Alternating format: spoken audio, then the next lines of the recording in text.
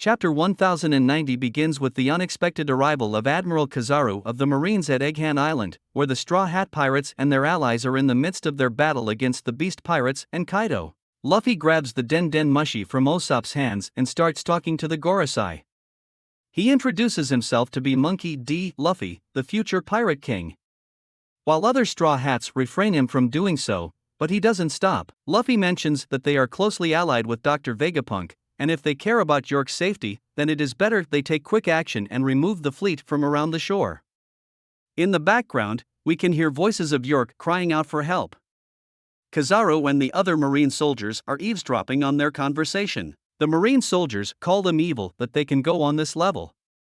Not only these, but Morgan, Vivi, and Wapple are also eavesdropping on their conversation from the World Economic Journal headquarters.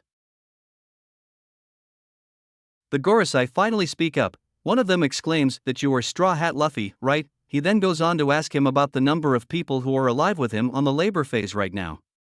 Luffy, being Luffy, start counting out the numbers, but is stopped by Robin. The call is then finally disconnected. One of the Gorasai, St. Mars, has recognized that the voice was of Robin. Robin tells Luffy that talking to the Gorasai will only reveal their secrets, and it is important to keep information about from them as much possible. Luffy agrees to her, and then asks that will doing this force them to withdraw their fleet? Usopp exclaims that they will never do that, and he must come out in reality and see that Marines are extremely powerful. The Gorasai finally speak up. One of them exclaims that you are Straw Hat Luffy, right? He then goes on to ask him about the number of people who are alive with him on the labor phase right now. Luffy, being Luffy, start counting out the numbers, but is stopped by Robin. The call is then finally disconnected. One of the Gorasai, St. Mars, has recognized that the voice was of Robin. Robin tells Luffy that talking to the Gorasai will only reveal their secrets, and it is important to keep information about from them as much possible. Luffy agrees to her, and then asks that will doing this force them to withdraw their fleet? Usopp exclaims that they will never do that, and he must come out in reality and see that Marines are extremely powerful. Saturn calls humans no different from insects. Even if their number reduces, they will multiply again. At Punk Records, York, who is under captivation of the St. Pahi pirates, is crying and bawling her eyes out. She tells them that now they know that she made a deal with the Gorasai, and if they dare to hurt her, the 5 elders will wipe out this island entirely, just like what they did to O'Hara. Hearing to her continuous crying, Nami frustrated hits her with her climb attack on her head, and she is made unconscious. Before getting unconscious, she warns Nami that she will have to pay for this, and the 5 elders will not leave her. But Nami fearlessly tells her to complain even more to the Gorasai, and she doesn't even care about that. Robin tells Nami to calm down. Chopper, who is taking care of the injured Robin, asks him if her wounds are better now. She is basically sitting on a chair in the background with Chopper caring for her because she is the most injured Straw Hat pirate, and it is also the reason why she couldn't be seen in the previous episode. Robin exclaims that she is feeling much better, and this is all because of his care. Kaku also seems injured in the background. What happened the previous day between the fight of Luffy, Zoro, Lucci, Kaku with the Seraphims is still a mystery. Vegapunk Atlas is looking fine and is working on a terminal. While they are worried for Pythagoras, Shaka, and Edison, they come to know that Edison is still alive. Usopp requests Lilith to calm down for her, but because he is trying to contact someone, but Lilith is bawling over the status of Vegapunk satellites.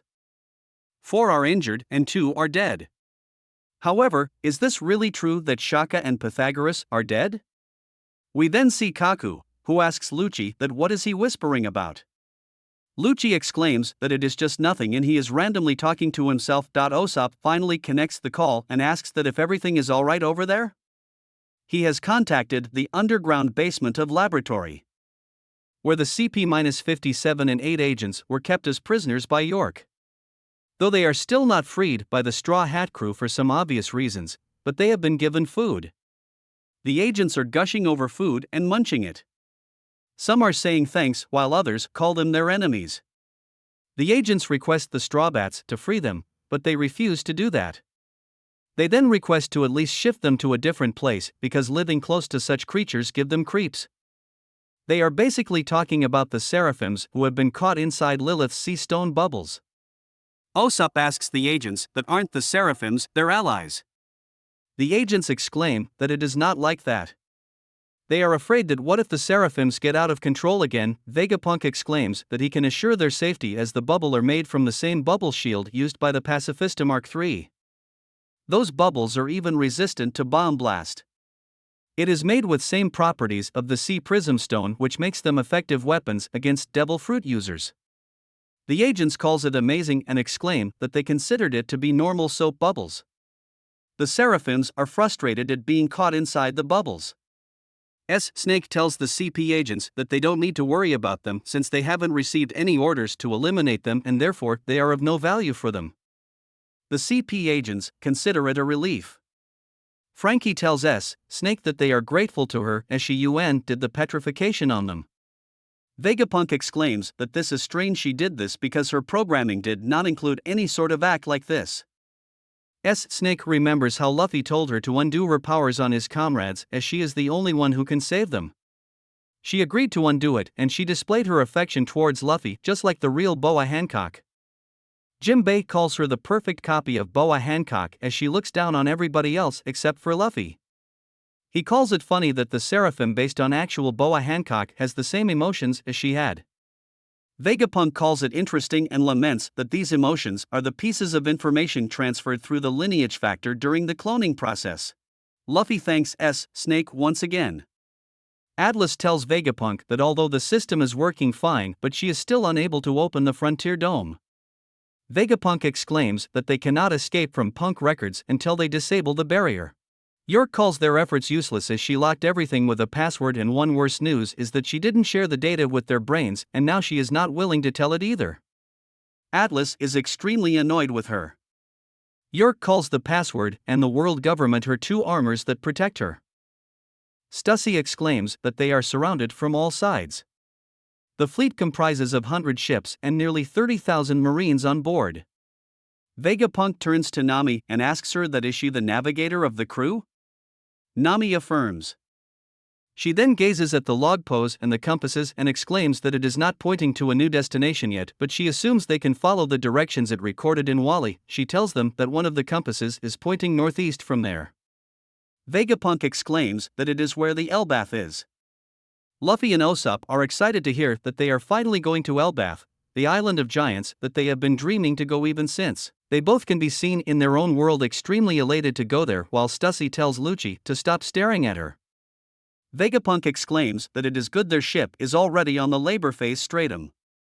But since the island is surrounded completely by a marine blockade, it is almost impossible for them to safely escape from the coast. Vegapunk tells them the whole plan that they need to follow. They first need to go northeast to the other side of the island. Fortunately, the Vega Force One is already stationed next to their ship. Vegapunk hopes that it will be able to carry them through the marine blockade. But a problem is that it can only fly within the field of Egghead and it will fall down as soon as it leaves the air range of the island. Frankie exclaims that this is not a problem and Thousand Sunny can take over just before Vega Force One completely leaves the airfield range. Frankie further adds that no one will be able to chase them after they fly 1 kilometer away from Punk Records. Vegapunk finds it surprising that Thousand Sunny is capable of flying 1 kilometer away.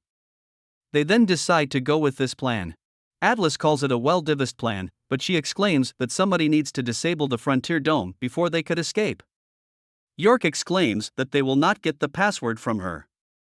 Vegapunk starts working on the terminal and exclaims that the final option is to hack the password and York should not underestimate the great Vegapunk. Vegapunk leaves the command of Vega Force One to Lilith. The plan to escape the Egghead Island has started in full swing. First, they need to move the ship to the other side of the labor phase. For this, Luffy, Bonnie, Lilith and Frankie are rushing out there to do this. Lilith exclaims that they need to hurry as the barrier might open any time now, though disabling the barriers means they could escape, but it also makes them vulnerable to their enemies' attacks. While they are rushing, Lilith tells them that she had never left the island before. They start talking about the food that they are going to miss while Frankie tells them that they are not going on a picnic. Bonnie and Luffy have a sweet banter. Bonnie exclaims that she feels better now as she has given up on killing Vegapunk. They mock her crying from the previous night. It is then revealed that earlier Lucci was not talking to himself, but he actually was trying to contact someone through the Den Mushi. Rob Lucci has actually made contact with the government. But why is he so loyal to the government even after whatever happened is still a mystery? The government has come to K.O. what is happening inside of the dome and orders to relay this information to everyone at once. Saturn asks Kazaro that does he heard it. Kazaro exclaims that Straw Hat was talking arrogantly, believing that he has control over the whole situation and can deceive them. But the fact is that they are still cornered like rats. Saturn exclaims that as far as he knows, the Frontier Dome is a defense system that uses lasers. He asks Kazaro that can't he infiltrate it as he is a light human. Kazaro replies that it is possible for him, but the one Vegapunk that guarding the dome is his friend. Saturn tells him that he needs to ignore his friend. Kazaro replies that he cannot ignore a man who is determined to fight for his duty, as doing this will go against his ideals. Kazaro further mentions that starting with the assault now will cause Sentomaru to order the Sea Beast weapons and the 50 pacifistas under his command to sink their fleet. In this case, the casualties would be enormous. Saturn holds his head with his hand, calling the situation extremely complicated, and asks him about the location of the power plant. Kazaro tells him that Lucci is a cunning fellow and he has already leaked all the information they need. All the marine ships are ready to sail for the battle. The vice admirals there give some important orders. The first one is to tell the Rokushiki users to be on standby as their assault will begin soon. Second is to free all CP-0 agents from the pirates. The third thing is that the total bombardment units must remember that bomb blasts don't work on the pacifistas. They must aim for the Mecha Sea Beast weapons. Lilith and her group has reached near the Vega Force 1. Lucci exclaims that he is in awe of the Sky Island grounds, but Frankie reminds him to not forget their goal. They have arrived at the Thousand Sunny and now they need to perform their task quickly. Kazaro, who has reached outside the Punk records, is preparing to infiltrate the dome. He uses his Yatano Kagami technique and transforms himself into a light human, therefore he transports himself on the island with the speed of light by crossing past all the sea beasts. But Sentomaru was already aware of him showing up there and therefore he quickly orders the pacifista units to exterminate all the enemies. Kazaro tells Sentomaru to prepare for the battle, while Sentomaru exclaims that his defense is the strongest in the world. A fight kicks in between Sentomaru and Kazaro. Lucci, who is at the Laidhalf Stratum, suddenly sees light coming from below and concludes that someone extremely strong has arrived.